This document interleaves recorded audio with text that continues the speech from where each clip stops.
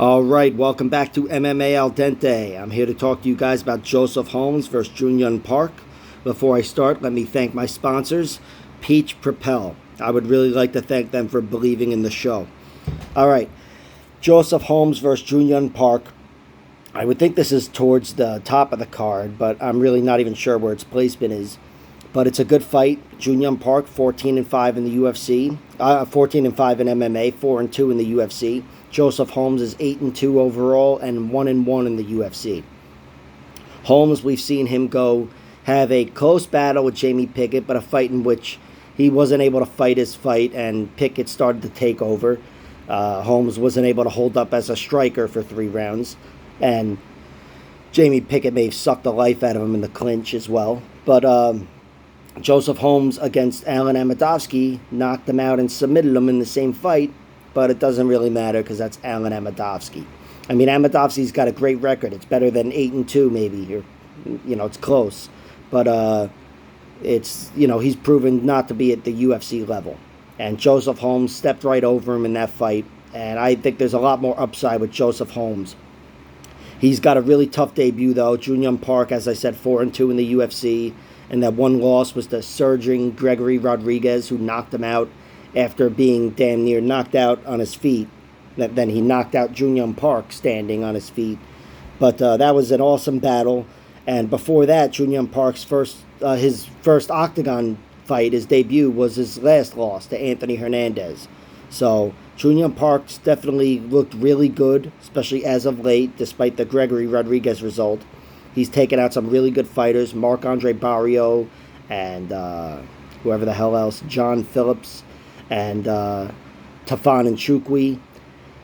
Joseph Holmes, he doesn't have that resume, but there's a lot of upside with him. He's big for the weight class. He's 6'4". He's got 6 inches of height, 7 inches of reach in this fight, which, even though he's not the striker Junhyun Park is, that's definitely going to give him some advantages, something to work with on his feet, which he's going to need.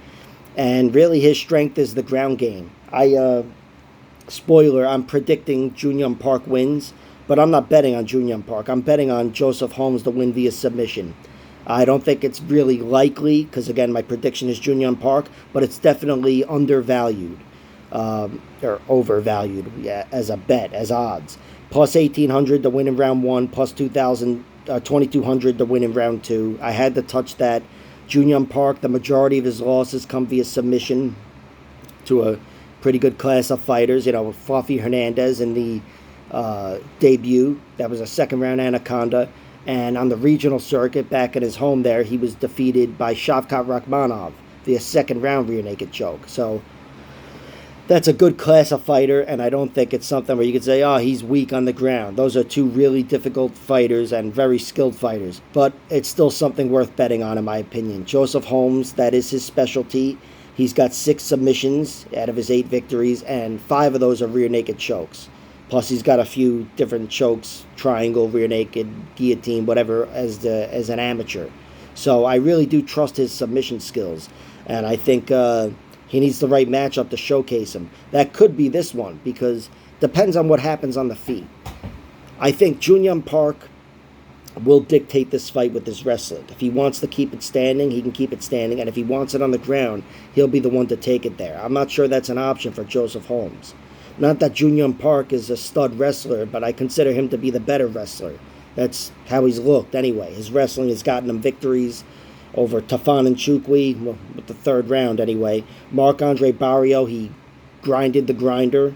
And whoever the hell else, John Phillips. I didn't even write that one down. But still, that was, it showed that when he can do, that's probably what he should have done anyway. John Phillips is a dangerous striker. But still, he was able to impose that game plan and fight that way for 3 rounds and look damn good doing it. I just think he might run into trouble doing that against Joseph Holmes. He might run into trouble doing that against Joseph Holmes, especially when he's fresh. And also, if he's compromised in any way with that long reach or just giving up a position in one way or another, Joseph Holmes, he's got 5 of those rear naked chokes. I think he could make Junhyun Park pay. I know Gregory Rodriguez is a very skilled jiu-jitsu guy, but he took him down, mounted him, and back-mounted him in the first round inside of like 25 seconds. It was nothing. And that wasn't the greatest look, although, again, it's Gregory Rodriguez. Just overall, jiu-jitsu-wise, positionally, Joseph Holmes isn't going to be there. But still, the record speaks for itself. This guy's a submission artist. And, he's a talented young athlete. Definitely has a lot of unique traits, being, again, 6 inches taller, 7 inches of reach. I think there's room for a Joseph Holmes victory here. So I am betting on it, particularly the submission, plus 1,800 and plus 2,200. But my prediction is Jun Yong Park wins the decision. I didn't like the way Joseph Holmes looked as a striker for 15 minutes against Jamie Pickett, and that was a lot of grinding again against the cage and the clinch. But I do trust Jun Yong Park's cardio. I think if his chin isn't rocked like he was against Gregory Rodriguez, having to eat those kind of shots, he can fight really hard for 15 minutes, as he's proven. And, if his wrestling is there for him and Joseph Holmes isn't able to work off his back, which is generally the worst spot for any grappler, where they do their worst work is on their backs, I think Jun Yong Park could find success there too. So overall, I'm trusting him to win a decision.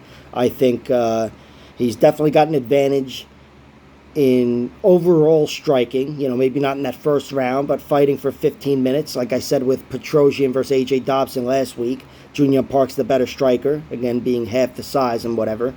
And I trust his overall game. I think his wrestling will be there for him in a pinch if he needs it, and if he finds himself winning the top game, that's something he can do for 15 minutes.